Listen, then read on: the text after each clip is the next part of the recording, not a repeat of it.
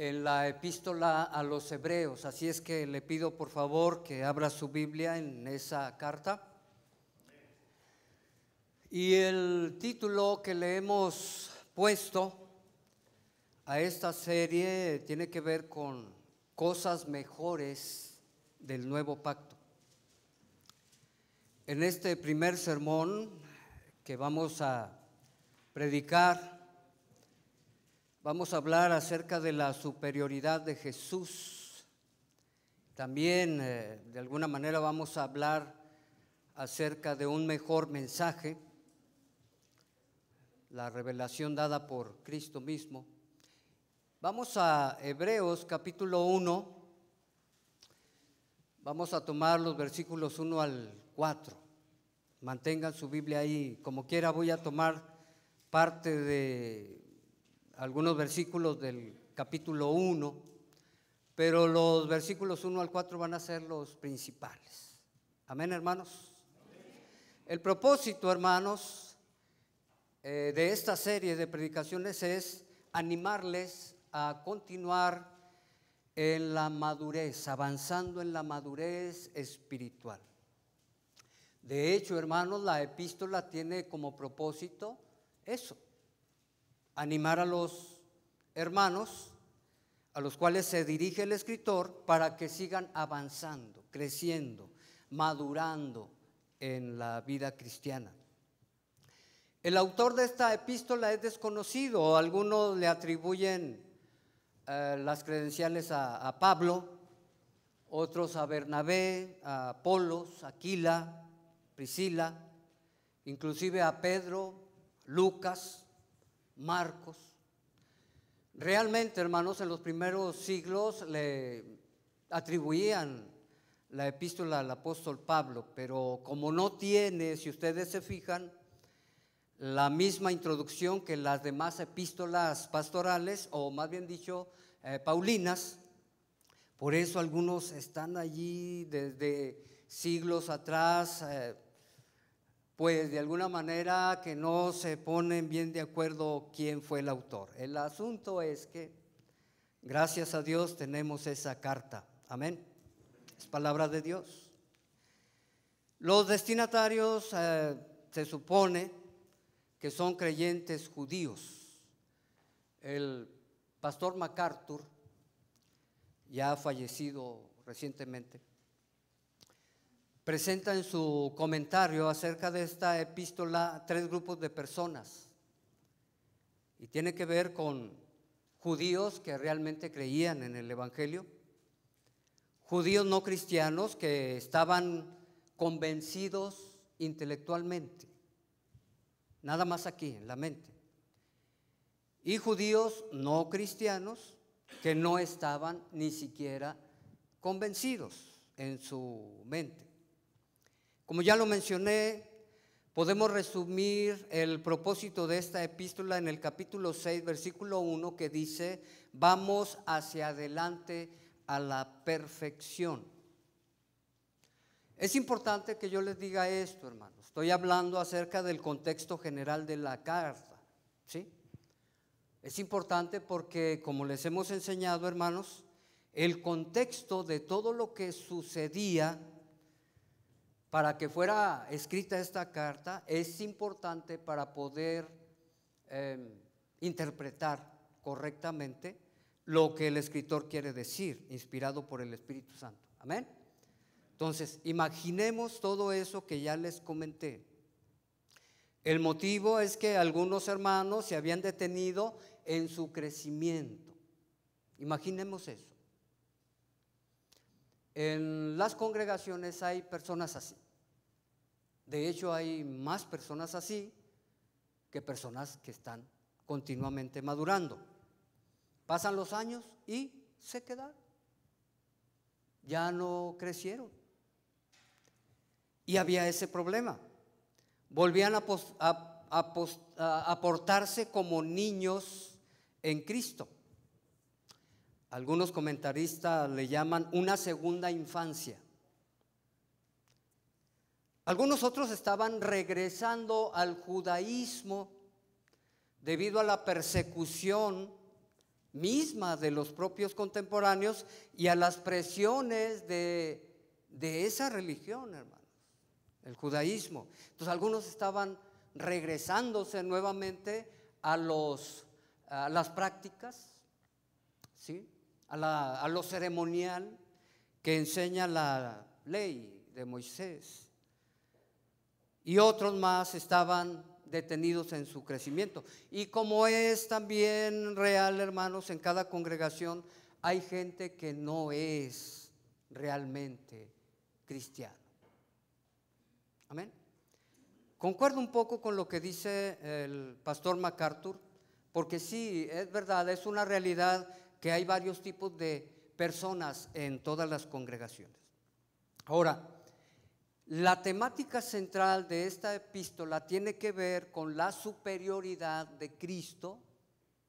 Ustedes pueden encontrar que la epístola habla acerca de que Cristo es mejor que los ángeles. De hecho, el capítulo 1 ahí lo menciona en su contexto inmediato.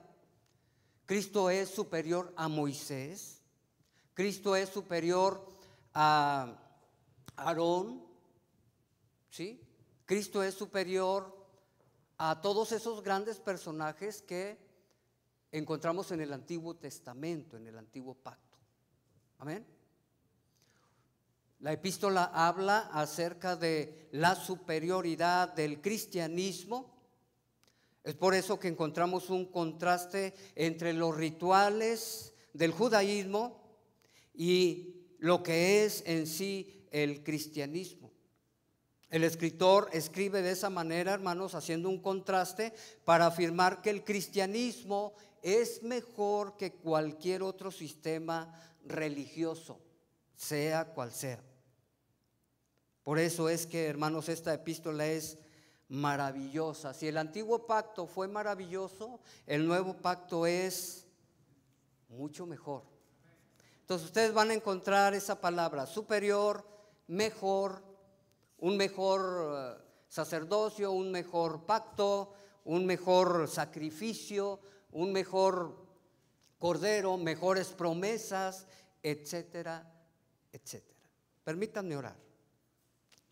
Padre Santo, en el nombre de Cristo te alabamos, te glorificamos por tu palabra, Señor.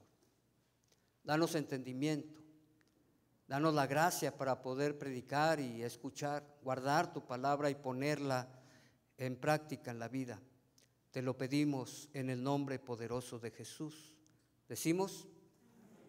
Vamos rápido, hermanos, hay mucho que decir. Versículo 1 y 2.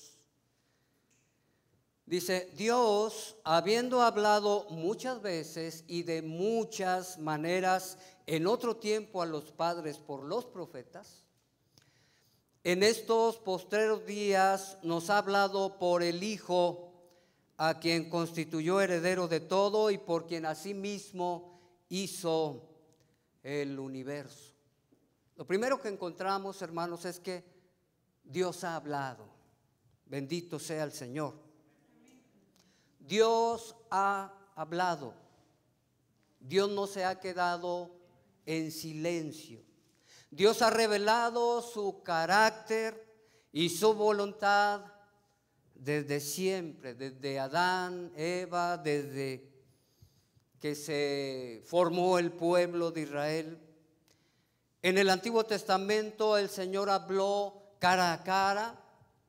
Ahí está Moisés, ¿recuerdan? O simplemente Adán hablaba cara a cara.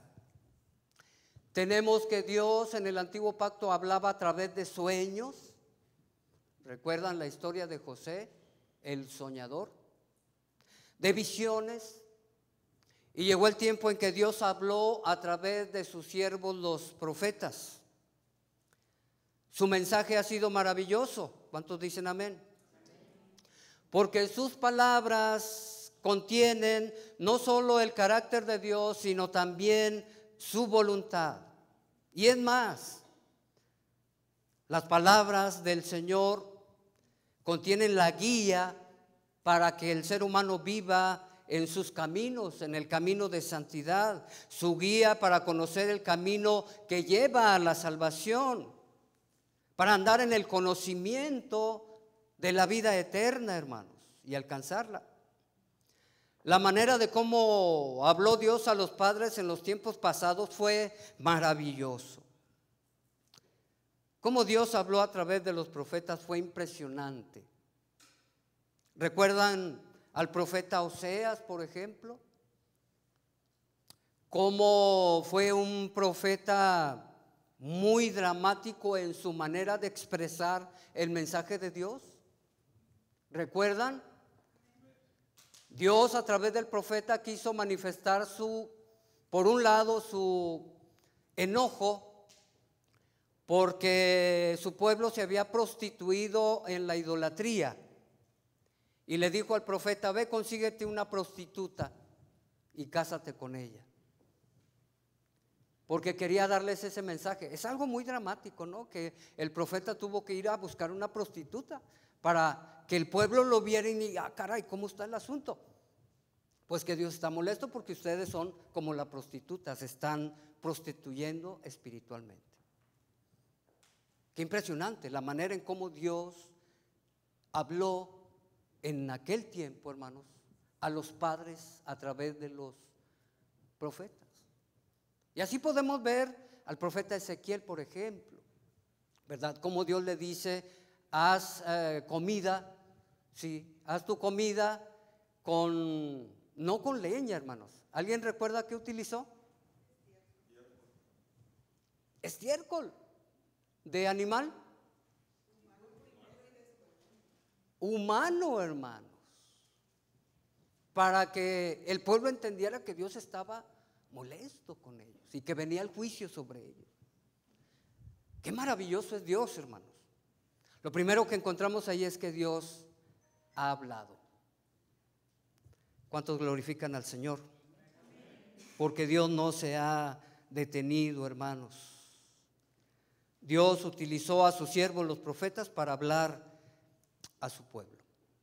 Encontramos en el versículo 1, hermanos, que Dios ha hablado en este último tiempo, porque ahí encontramos también una separación del antiguo pacto y del nuevo pacto que Dios establece. Encontramos, hermanos, que en este último tiempo Dios ha hablado por medio de su Hijo. Esto marca el fin de la dispensación de la era mosaica, amén, cuando se refiere a este último tiempo. Marca una nueva era, la era de la gracia, la era de la iglesia del Señor. Dios ha enviado a su Hijo, hermanos, para revelarnos su maravilloso plan de salvación. En el Antiguo Testamento Dios habló a través de hombres pecadores, limitados, imperfectos, pero en este tiempo, hermanos, Dios habló a través de la segunda persona de la Trinidad. Para hacer esto posible, hermanos, el Logos tuvo que hacerse hombre. Amén. El Hijo de Dios tuvo que hacerse hombre, y por eso es maravilloso el contraste. Mientras que en el antiguo pacto habló por hombres imperfectos, ahora Él mismo, o la segunda persona de la Trinidad, se hace hombre para, estando en la condición de hombre, poder comunicarse y dar a entender el mensaje de Dios. Qué maravilloso. Ahora no fue un hombre común. La palabra de Dios dice que dejó su trono de gloria porque no escatimó el ser igual a Dios como cosa a que aferrarse, sino que se despojó a sí mismo, amén, haciéndose hombre, hermanos.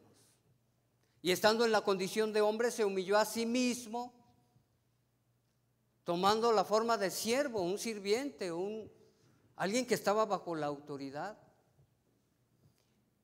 Y aún más allá fue, porque estando en esa condición de hombre, murió en una cruz. El que hizo los cielos y la tierra, el que es la vida, la fuente de vida, hermanos, tuvo que hacerse hombre para poder morir, entre otras cosas. Tuvo que hacerse hombre, Dios, Emmanuel, Dios con nosotros, para poder compartir el mensaje maravilloso del Evangelio. Gloria a Dios por el plan maravilloso que Dios tiene para con nosotros. ¿Cuántos dicen amén? Hermanos, quiero decirles que el mensaje que se da y que Jesús da es mucho mejor que el mensaje de los profetas. Jesús es mejor que los profetas. Jesús es superior a los profetas. Amén. En una ocasión, hablando el Señor, dijo, hablando de Jonás, ¿verdad? Que Jonás predicó y se arrepintió Nínive y dijo, aquí hay alguien mayor que Jonás. ¿Recuerdan? Jesús es superior, hermanos, a todos los profetas que hablaron con anterioridad. ¿Por qué? Voy a mencionar algunos puntos de por qué el mensaje de Cristo es mejor que el mensaje de los hombres que hablaron en el antiguo pacto. El mensaje de los profetas era una preparación para la venida del Hijo de Dios. ¿Estamos de acuerdo? Los profetas escribieron acerca de Jesús, de su concepción, nacimiento, crecimiento, ministerio, muerte, sepultura, resurrección, ascensión. Es más, desde el primer libro se habla de la descendencia de Adán, de Eva, que nacería uno, ¿verdad? Que iba a destruir a la serpiente, a Satanás y a todo el reino espiritual maligno. Pero, amados hermanos, el mensaje de los profetas era una preparación para la venida del Hijo de Dios. La mayoría de lo que dijeron se refería a la venida de Cristo, a la encarnación de Cristo. Él lo dijo en Lucas, el último capítulo, ¿verdad? Ya antes de ascender al cielo, dijo, todo esto era necesario que pasara, su sufrimiento, su muerte, su resurrección, porque así estaba escrito, dijo Jesús, en los salmos y en los profetas. Y todo lo que le ocurrió a Jesús en su venida, ¿verdad? Estaba escrito porque los profetas hablaron en el tiempo pasado. El mensaje de Jesús es mejor porque completa perfectamente toda la revelación de Dios. Amén. En el Nuevo Testamento Dios habló, pero lo que habló no estaba totalmente completo. Toda la revelación de Dios no estaba completa hasta que Jesús vino, hermanos, y completó perfectamente toda la revelación de Dios. El mensaje de Jesús es mejor por su origen, directamente de Dios Padre a través de Dios Hijo. Amén. En San Juan capítulo 17, cuando Jesús ora, hermanos, por sus discípulos y los que habían de creer, Él dice, las palabras que tú me diste, ¿qué? Les he dado. Y esa idea, hermanos, la encontramos a lo largo del Evangelio de Juan y de los más evangelios. Yo no hablo por mi propia cuenta, sino lo que oí del Padre, eso mismo hablo. El mensaje de Jesús es mejor porque, hermanos, proviene directamente del Todopoderoso. ¿Cuántos le dan gloria? El mensaje de Jesús es mejor por su contenido. Los profetas del Antiguo Testamento predicaban acerca de Jesús y acerca de la salvación, pero no estaba claro todo. Y Jesús viene, hermanos, y revela precisamente ese misterio oculto que había estado reservado desde antes de la fundación del mundo, y lo revela maravillosamente. El mensaje de Jesús es mejor por su contenido, hermanos, porque el contenido del mensaje de Jesús revela completamente el evangelio de salvación. Segunda Timoteo 1:9 y versículo 10 nos habla de esa gran verdad. Nos dice que ese misterio estaba oculto, pero que ahora ha sido manifestado a través de la aparición de Cristo nuestro Señor. ¿Cuál misterio? El misterio del mensaje del evangelio, el mensaje de salvación. El mensaje de Jesús es mejor por su efecto, hermanos. El efecto del mensaje para los que creen, hermanos, la justificación, la santificación, la glorificación y la vida eterna. San Juan capítulo 3 versículo 16, ¿qué dice? Porque de tal manera amó Dios al mundo que ha dado a su Hijo unigénito para que todo aquel que en él cree no se pierda, mas tenga vida eterna. Primera a los Corintios 6:11. Pero ahora ya habéis sido justificados, ya habéis sido santificados, ya habéis sido lavados y esperamos la glorificación en el tiempo futuro. Romanos 8:28 en adelante nos presenta también la idea, hermanos, el efecto que produce el evangelio de Cristo para aquellos que hemos creído. Porque a los que antes conoció también los predestinó, también los llamó, los justificó y los glorificó. Qué maravilloso mensaje. El mensaje de Jesús es mucho mejor por los efectos que produce, hermanos. El mensaje del evangelio produce vida eterna para todos los que creen. ¿Cuántos dicen amén? El mensaje de Jesús es mejor por su alcance. Romanos capítulo 1 versículo 16 dice: porque no me avergüenzo del evangelio, porque es poder de Dios para a todo aquel que cree. Su alcance ya no solo es el pueblo de Israel, porque en el antiguo pacto era el pueblo de Israel, los judíos. ¿Estamos de acuerdo?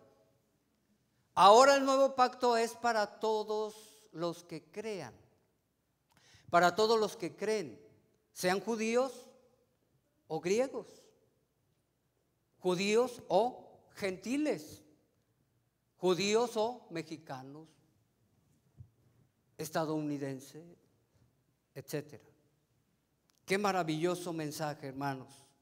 Su alcance, su efecto, su contenido es mucho mejor que lo que se nos dio a saber en el antiguo pacto. ¿Cuántos glorifican al Señor?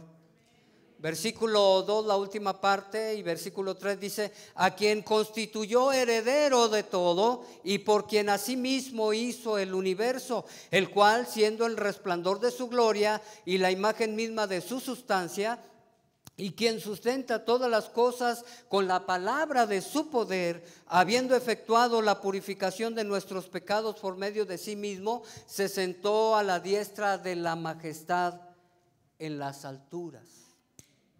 Gloria a Dios.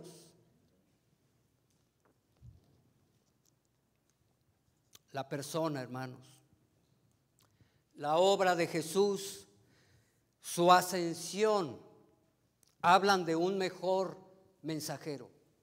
Amén.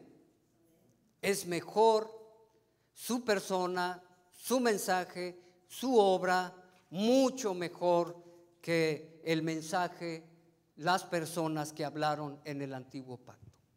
Bendito sea el Señor. Jesús es el heredero de todo. Encontramos en el versículo 2 la última parte. Es el heredero de todo.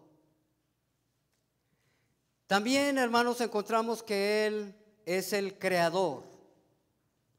Todo fue creado por medio de Él y para Él, dice Romanos 11:36, Colosenses 1:16.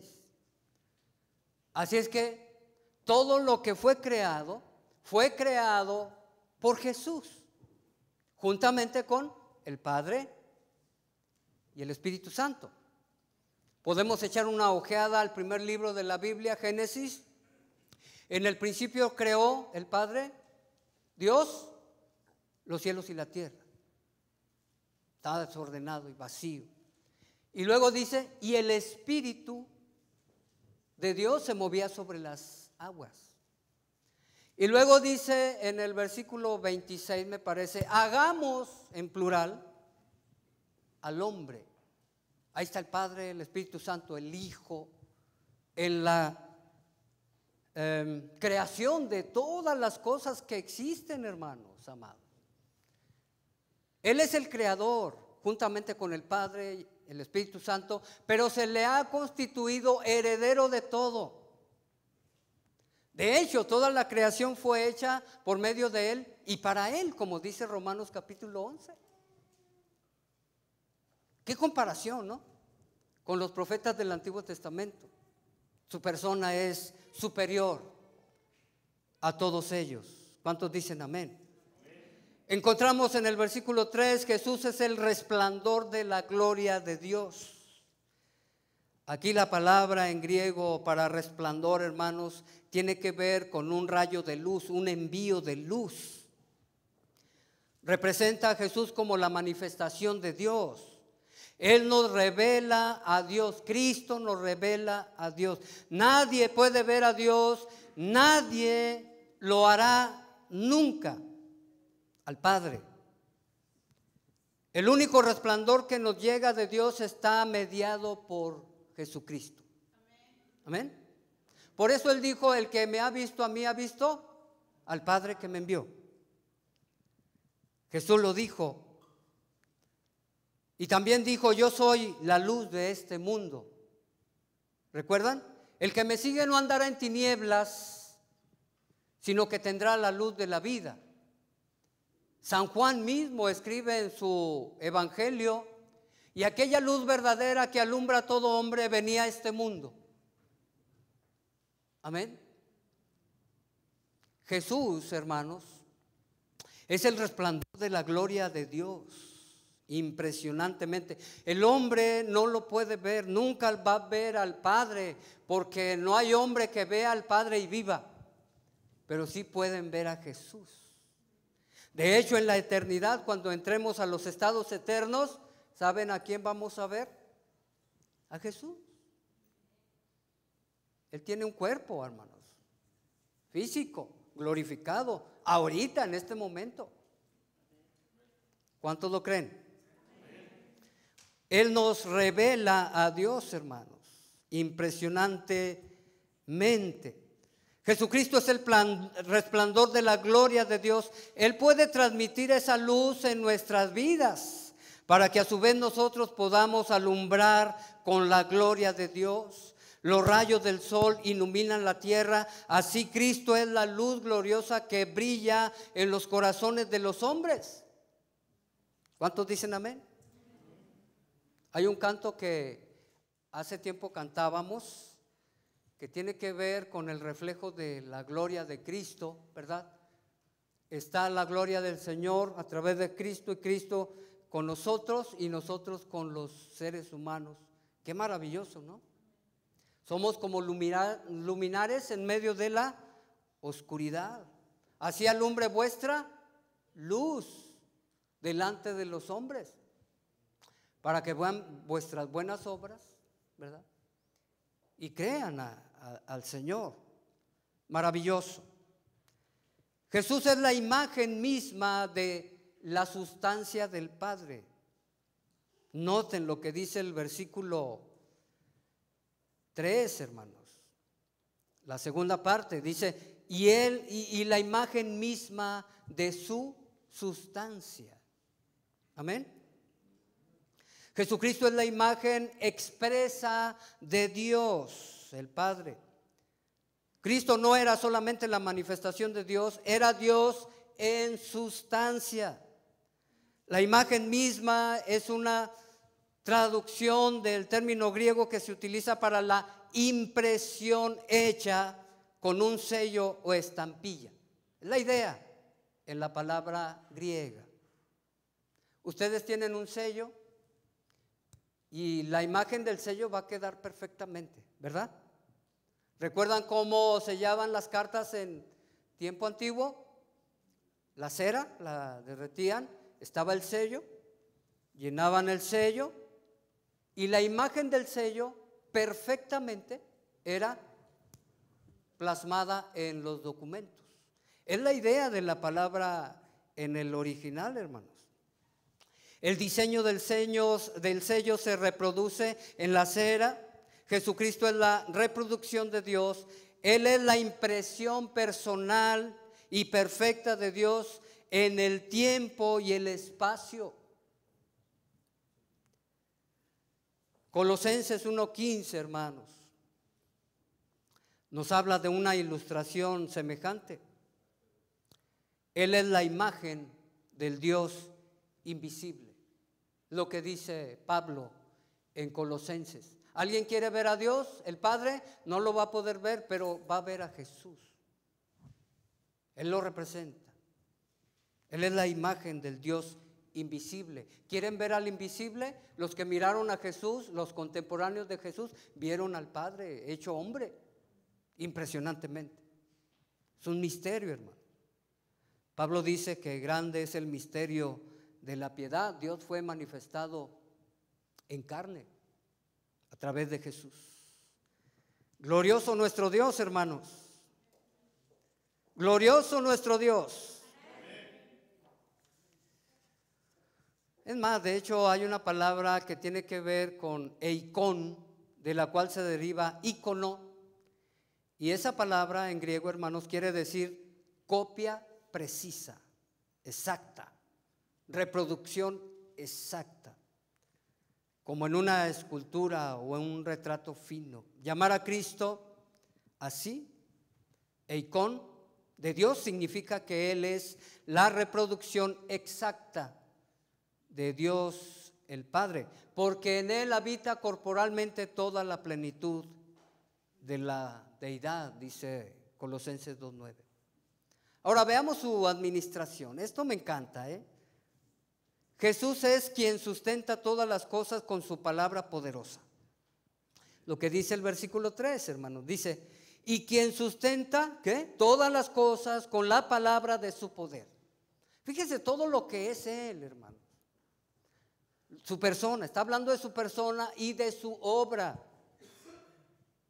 para decir que Él es superior que los profetas, que los ángeles, que lo que ya mencioné al principio.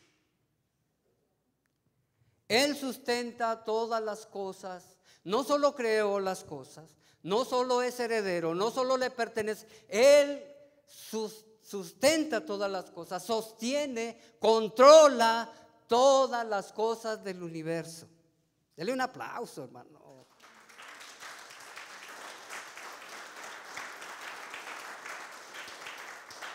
Continuamente administra todo eso con la palabra poderosa. Basamos nuestra vida, hermanos, en la continuidad, la constancia de las leyes. Cuando sucede algo que interrumpe, aunque sea un poco, la condición u operación normal de las cosas, como un terremoto, las consecuencias suelen ser desastrosas. ¿Puede usted imaginar qué ocurriría si Cristo renuncia a sustentar con su poder las leyes del universo? Si así, cuando la tempestad llega al planeta, nos va como en feria. Si Jesús no controla todo eso, hermanos, no pudiéramos existir. Si suspendiera la ley de la gravedad solo por un momento breve, moriríamos, ¿de acuerdo? De formas inimaginables. Él controla la ley de la gravedad, las leyes de la física. Si alguna de ellas varía, tendríamos un desorden increíble, pero Él controla todo eso. Nuestra comida podría echarse a perder, hasta en eso tiene cuidado. No podríamos mantenernos en la tierra, hermanos, saldríamos despedidos hacia el espacio si la ley de la gravedad fuera quitada por un instante. ¿Estamos? Los océanos, hermanos, nos anegarían con frecuencia. Muchísimas más cosas ocurrirían, muchas que ni siquiera pudiéramos suponer. Por ejemplo, la destrucción instantánea que ocurriría si la rotación de la Tierra se hiciera tan solo un poco más lenta. Pero rota ordenadamente porque Él así lo mandó. Al mar le dijo: hasta aquí llegas. ¿Recuerdan cuando le dijo al viento y a la mar: calla, enmudece? ¿Qué pasó? Él es todopoderoso, hermanos. Él sustenta toda la creación con su poder. Es impresionante, hermano. El sol tiene una temperatura en su superficie de aproximadamente 6.650 grados centígrados. Si estuviera más cercano a nosotros o al planeta Tierra, nos quemaríamos. Si estuviera más alejado, nos congelaríamos. Pero no se mueve porque Cristo lo sostiene. Nuestro planeta tiene una inclinación exacta de 23 grados, por lo cual tenemos 4 estaciones en el año. Si no tuviéramos esa inclinación, los vapores de los océanos se moverían al norte, al sur, convirtiéndose en continentes monstruosos de hielo, etc. Si la luna no estuviera a la distancia exacta de la Tierra, la marea de los océanos inundaría los terrenos completamente. Hermanos, es impresionante cuando uno se pone a meditar en esos detalles. Si la atmósfera no permaneciera en su densidad presente y se hiciera un poco más delgada, muchos de los meteoros inofensivos que se derriten al entrar a la atmósfera nos estarían bombardeando constantemente. ¿Se da cuenta de la maravillosa obra, del inmenso poder que Cristo tiene sobre toda su creación? Maravilloso nuestro Dios. ¿Cómo puede el universo permanecer en este equilibrio tan fantásticamente delicado? Bueno, es que Jesús sustenta y vigila todos sus movimientos e interacciones. Impresionantemente. Él cuida de usted, hermano, y de mí. Él envía ángeles que lo cuiden. Y ahora con la tecnología que tenemos hay infinidad de videos donde aparece una persona, pero a una velocidad increíble, y salva de un accidente mortal a una persona. ¿Lo han visto? Él nos cuida, hermanos. Si algo nos pasa es porque se le pasó a Él. No, lo permitió así. Imagínense su poder, su omnisciencia, su misericordia, su amor, que aunque somos lo que somos, pecadores, malagradecidos, ingratos, Él dice: yo te cuido, tú eres mío, órale, aquí estoy. Impresionantemente. Su sacrificio, hermanos, versículo 3. Habiendo efectuado la purificación de nuestros pecados por medio de sí mismo. Esto habla de su sacrificio. Jesús ha conseguido la justificación de nuestros pecados ante Dios por medio de sí mismo. El sacrificio perfecto. El único sacrificio que satisfizo y aplacó la ira del Dios Todopoderoso. Él se sacrificó por nosotros.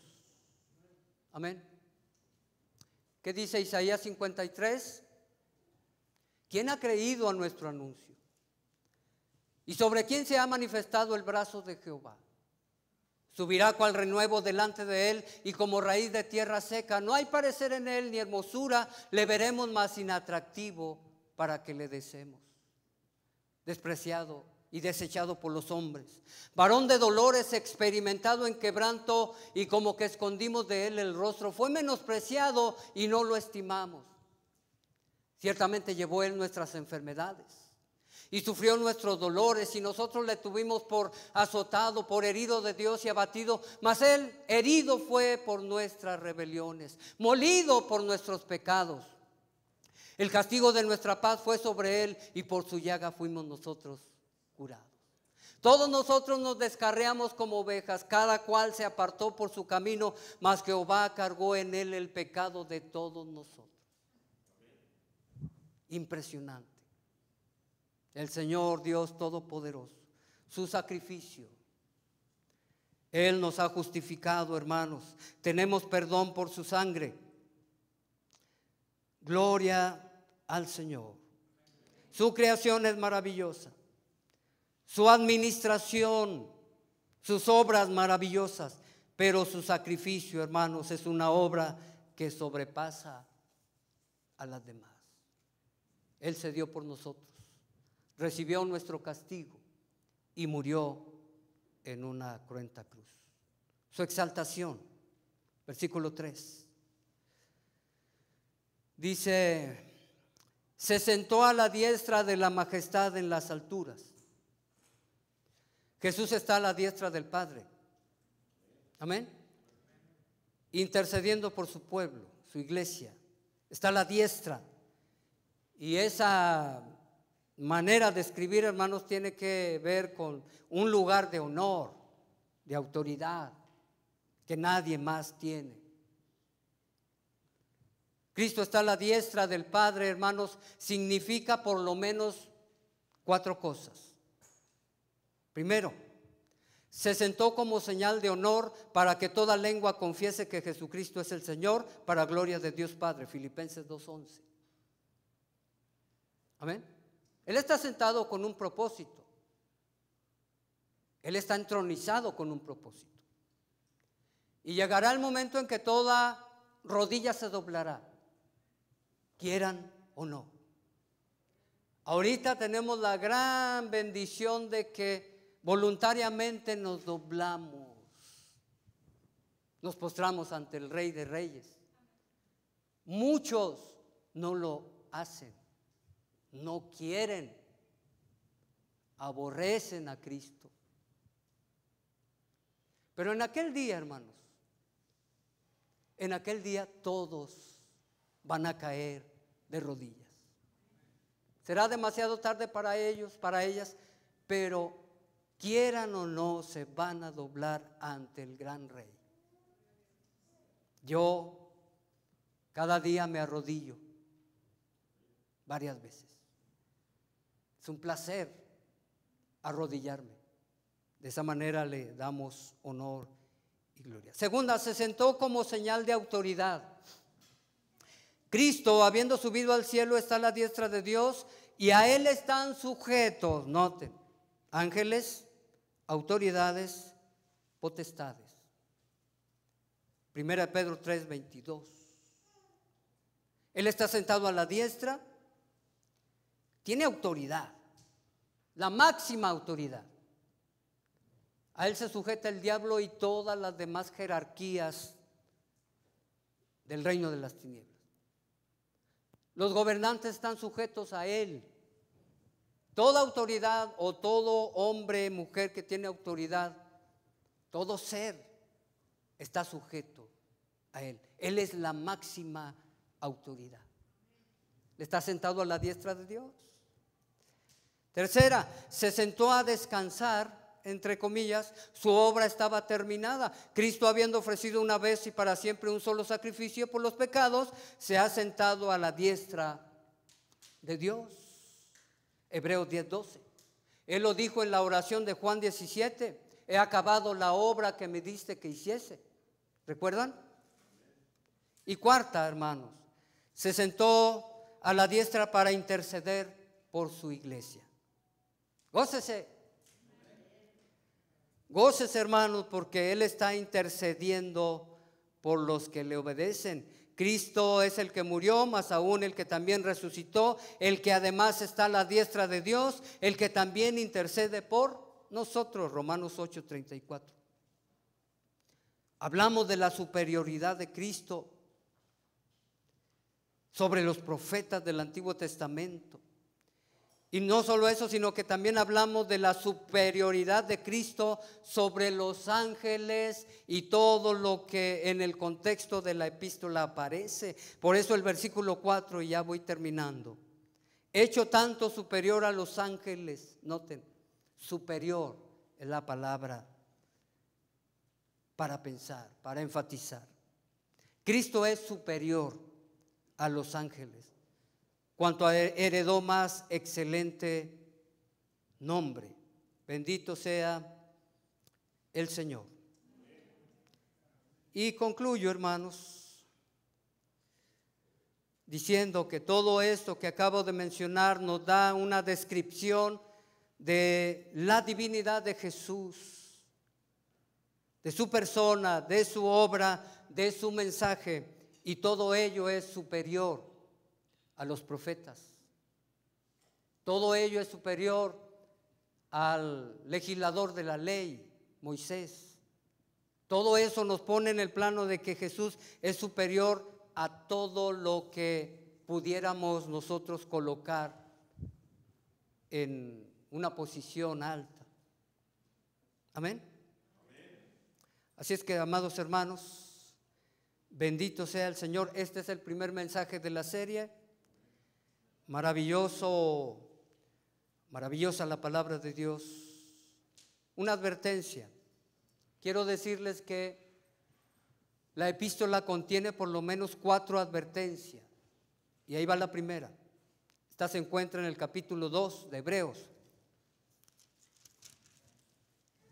El versículo 2 y 3 dice: porque si la palabra, noten otra vez, habla del mensaje, dicha por medio de los ángeles fue firme, y toda transgresión y desobediencia recibió justa retribución, ¿cómo escaparemos nosotros si descuidamos una salvación tan grande, la cual, habiendo sido anunciada primeramente por el Señor, nos fue confirmada por los que creyeron?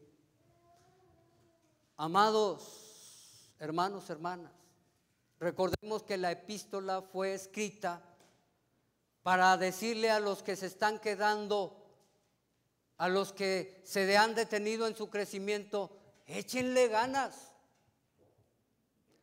pongan atención a lo que se ha dicho, al mensaje de Dios.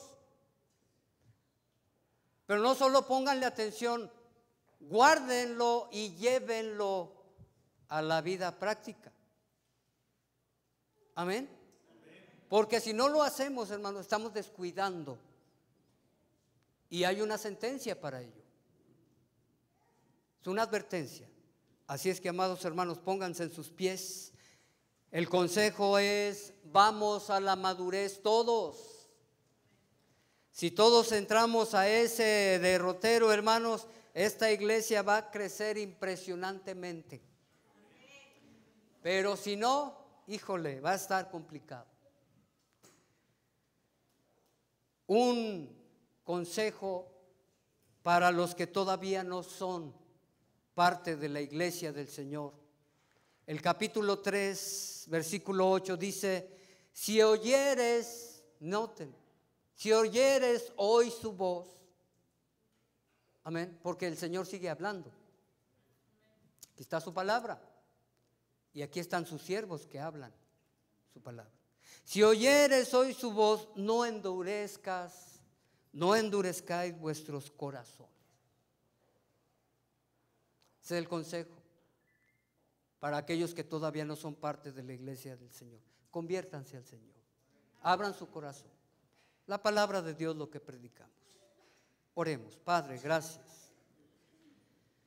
Te alabamos y te glorificamos, Señor. Pensar en ti, Señor. Pensar en la creación. Pensar en cómo sostienes todas las cosas.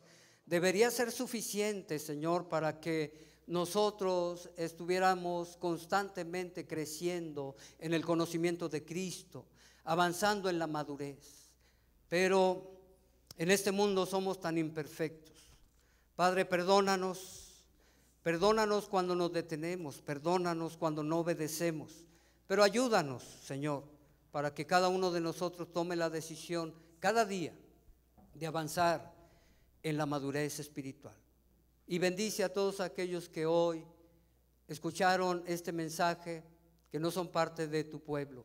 Bendícelos grandemente, que puedan escuchar tu voz y que puedan abrir su corazón a ti. En Cristo oramos, Padre. Amén. Amén.